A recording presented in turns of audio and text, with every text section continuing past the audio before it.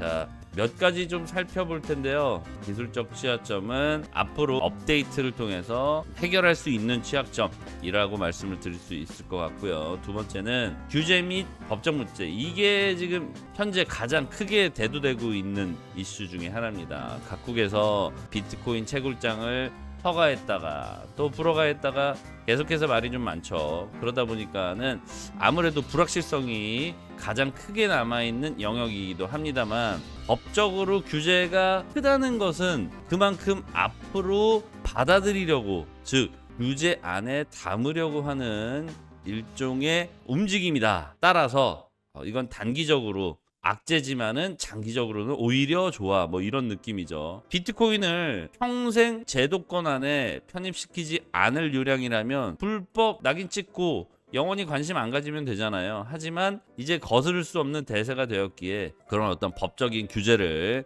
각국에서 이제 막 시작하고 이제 막 성장하고 있는 단계이기 때문에 겪는 일시적인 어떤 그 문제가 아닌가. 따라서 지금은 문제지만은 이 문제가 해결되면 오히려 좋아, 뭐 이런 느낌. 나머지 문제들도 한번 살펴볼게요. 경제적 요인, 이거는 이제 유동성 문제가 가장 크죠. 코로나로 인한 경기 침체를 타파하기 위한 전 세계적인 유동성 증가 움직임 이후 이제 엔데믹 시기로 접어들면서 다시 유동성을 크게 흡수하려는 각국의 움직임이 보여지고 있습니다. 따라서 유동성이 급격하게 축소되었다. 따라서 경제적 요인이 안 좋다라고 해석할 수 있지만 우리는 약간 거꾸로 보는 타입이잖아요. 따라서 앞으로는 경제적 요인이 전환될 확률이 훨씬 더 크다. 이거 뭐 환경적인 우려, 요거는 아시겠지만은 전기를 소모함으로 인해서 비트코인을 또는 특정 코인을 채굴하는, 얻을 수 있는 이런 방식이 이 환경 오염을 야기시킨다. 뭐 이런 관점들이 있어 와서 좀 비트코인을 이렇게 좀 배척하는 나라들도 덜어 생겼지만은 우리 비트코인이 환경 오염에 미치는 영향이 얼마나 될까요? 다섯 번째, 이 확장성 문제는 비트코인의 문제가 아니라 확장성을 너무 강하게 갖고 있는 작업 증명 방식이 아닌 코인들, 즉 지분 증명 방식들에 한정되어 있는 그런 토큰들에 대한 우려가 지금 챗 GPT가 좀 잘못 해석해서 우리에게 알려주고 있다. 따라서 비트코인의 문제가 아니다 라고 보시면 되겠습니다. 그리고 여섯 번째 문제는 내부 갈등 문제인데, 이 내부 갈등이라고 하는 거는 하드포크로부터 이제 촉발되죠. 지금 현재 이더리움이 원래 초창기부터의 이더리움이 아니듯이